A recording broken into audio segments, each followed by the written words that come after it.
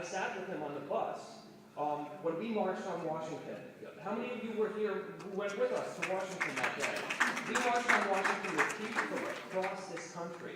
It was the most amazingly powerful thing that I've experienced, because I've seen those marches in Washington. I saw the one that our community did, what, well over almost 2 decades ago.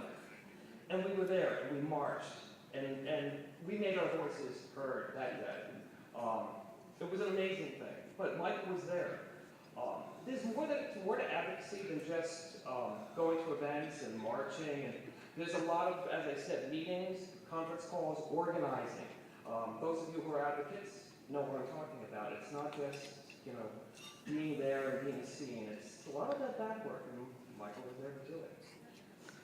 Michael was also so involved to the point where he was invited to sit on a panel for Pride Wars. Later on, when it was determined that we really were close to marriage equality, and we were really going up to Albany and talking to our elected officials on Equality and Justice Day, Michael was there too, on that bus. So he's definitely been there. Then, a really good thing happened. Last year, in late June, what was it, the weekend before Pride? The Senate voted yes on marriage equality. How is it? I mean, come on. Who wasn't crying that day? But the next morning, and we let all the community know that we were going to do a rally. And it was either going to be a rally of anger or a rally of celebration. Of course, I'm happy to say it was a rally of celebration. And we were all there, and the cars were going by and beeping and celebrating, and all these people on the streets were like, yay! And the media was there too, and we got a lot of good media coverage too that day. It really showed that people really understand what we're doing. And the picture in the Journal News the next day has this rally in the steps of City Hall of White Plains. And there in the middle, central figure is Michael Turner, with that sign up, marriage, I support marriage equality. And I saw that picture that day, and I said to myself, in the back of my head, I heard a distant voice saying, and that voice saying, I've been part of the community, but now I want to be part of the movement. And there's that picture of Michael.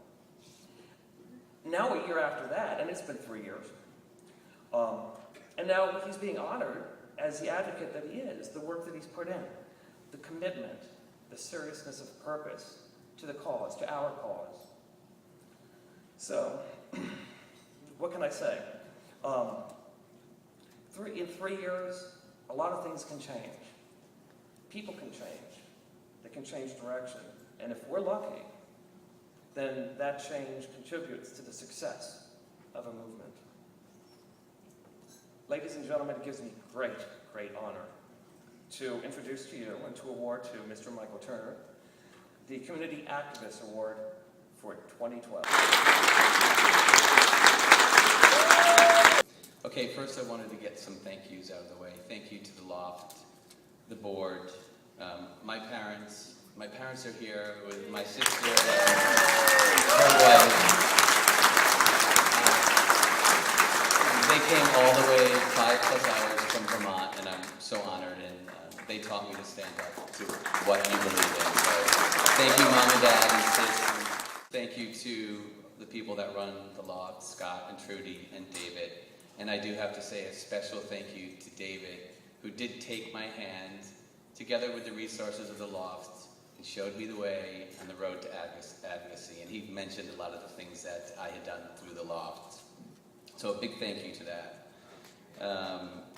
I also want to mention some inspirational words that I was told once.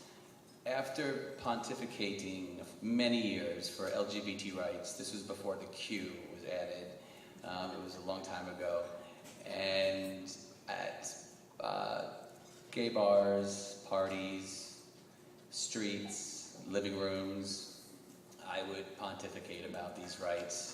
And one of my friends, Giovanni, he said, there's words of wisdom, words to live by. He said, shut up, go to the LOFT, and get involved. I mean, great words. And I had another friend who was extremely subtle with a birthday gift, Joe, and gave me a soapbox. I get it. I get what I'm supposed to do. So we get a lot of inspiration. I mean, there's people in this room, I can't name them all, who's so inspired me. But I'd like to say that the LOFT has changed my life in such a beautiful way. And I would love to invite a lot of people out there who are not LOFT members to help change people's lives in a beautiful way and become a member and help the LOFT with their resources and support. Also, get involved if you can. We've accomplished a lot, but we need to accomplish a lot more. And we need voices, and we need bodies, and we need people to get involved. So please, if you can, get involved. I'd also like to end this with saying that deep inside of my heart and deep inside of my soul exists a cause. And I can't turn my back on that cause. I can't ignore it, and it eats away at me every day. And that cause is for equality for everyone, specifically the LGBTQ community, but for everyone. And I promise to stand, raise my hands, and fight that fight until I cannot stand any longer. So, shut up, go to the LOFT, and get involved. And from the bottom of my heart, I am so honored, I'm graciously honored, and thank you so much.